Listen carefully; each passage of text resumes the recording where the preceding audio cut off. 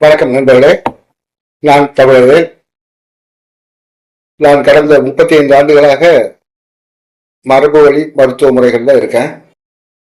என்னுடைய அனுபவத்தின் புரிதலின் வாயிலாக நான் உருவாக்கிய உயிர் மூலாற்றல் சிகிச்சை முறைகள் மூலமா